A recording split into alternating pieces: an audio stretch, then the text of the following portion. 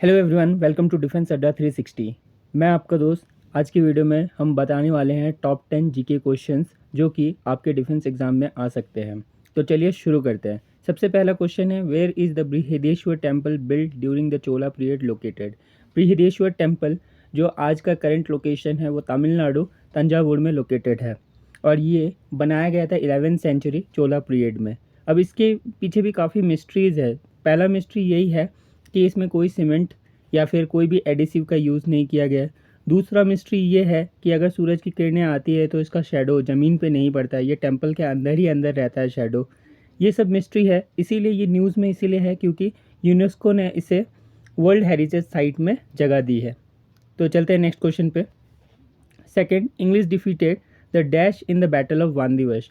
Battle of Wandiwash जो है third Carnatic war जो था 1757 टू 1763 उसमें हुआ था, जहाँ पे इंग्लिश एंड फ्रेंच के बीच में हुआ था। तो इसका करेक्ट ऑप्शन होगा फ्रांस।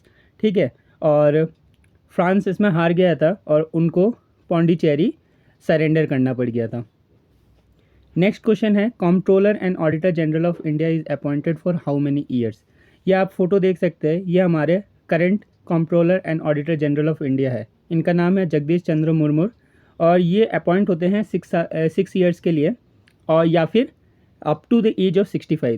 दोनों में से कोई भी पहले वो हो जाएगा। लाइक अगर किसी का 65 ईयर्स पहले हो जा रहे हैं तो वो पहले रिटायर हो जाएंगे और सेकंड इसका मैक्सिमम जो टाइम पीरियड रहता है वो 6 ईयर्स रहता है। ये अंडर आर्टिकल 148 है और controller and auditor general of India का काम क्या है, जितने भी government, central government and state government के फाइनेंशियल मैटर होते हैं उसको ऑडिट करता है। ऑडिट यानी वेरीफाई करता है। एंड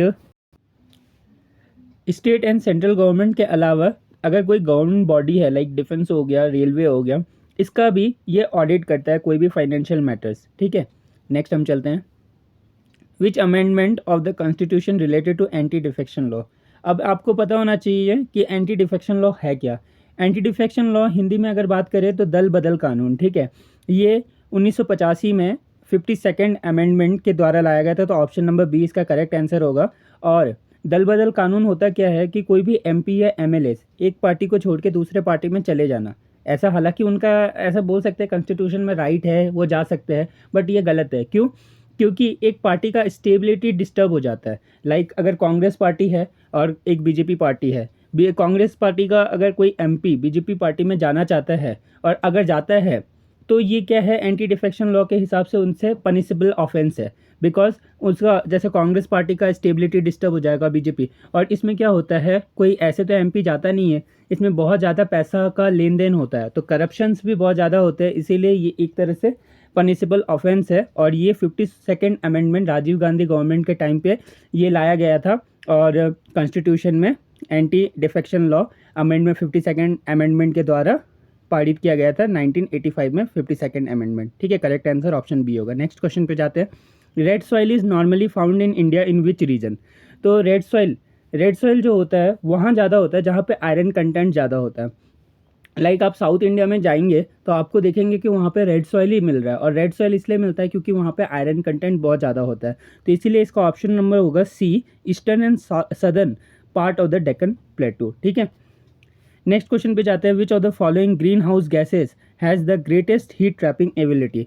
तो ये जो ऑप्शन देख रहे हैं आप, CFC क्लोरोफ्लोरोकार्बन है, मीथेन और कार्बन डाइऑक्साइड, नाइट्रस ऑक्साइड, ये सारे क्या है, ग्रीन हाउस गैसेस है। तो जिसमें से CFC क्लोरोफ्लोरोकार्बन जो है इसके पास ग्रेटेस्ट हीट ट्रैपिंग कैपेसिटी है, यानी कि हीट को रोकने का कैपेसिटी बहुत ज़्यादा होता है।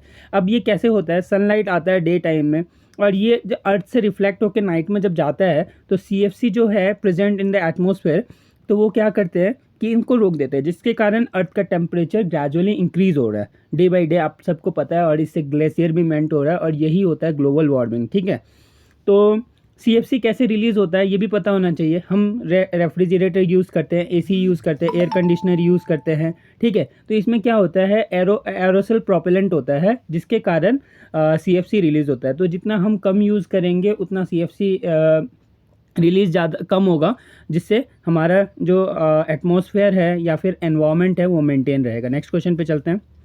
विच of the following micro organism causes disease like polio and chicken pox. आप सबको पता होगा कि ये माइक्रो ऑर्गेनिज्म आप देख सकते हैं bacteria, protozoa, algae and virus. तो हम सबको पता है कि पोलियो वायरस होता है, चिकन पॉक्स वायरस होता है, तो इसका करेक्ट आंसर है डी।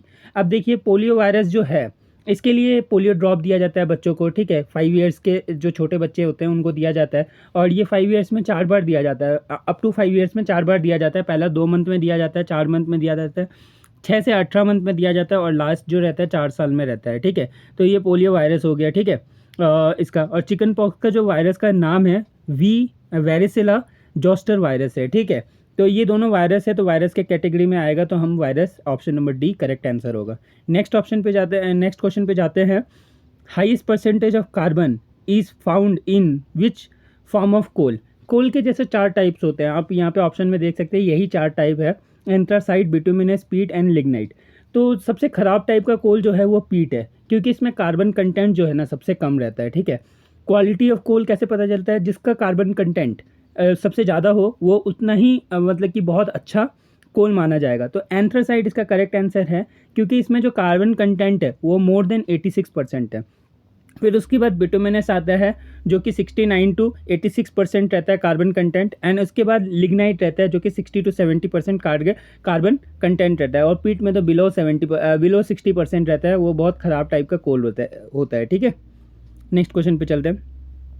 नेक्स्ट क्वेश्चन है, vena is the capital and largest city of, ठीक है। यहाँ पे मिसिंग है थोड़ा, तो वेना जो है कैपिटल ऑफ ऑस्ट्रेलिया, आप यहाँ पे देख सकते हैं, ये वेना सिटी है, ठीक है। नेक्स्ट क्वेश्चन है, Ukai dam is the largest reservoir in which state, ठीक है। उकाई डैम जो है ना तापी रिवर पे बनाया गया है, ये आप देख सकते हैं, ये है उकाई डैम और ये है तापी रिवर, और तापी रिवर जो है गुजरात में स्थित है, ठीक है। और ये एक्चुअली में लार्जेस्ट नहीं है, ये सेकेंड लार्जेस्ट है। फर्स्ट जो है जो गुजरात में ही है वो है सरदार सरोवर डैम है, ठीक है। और उसको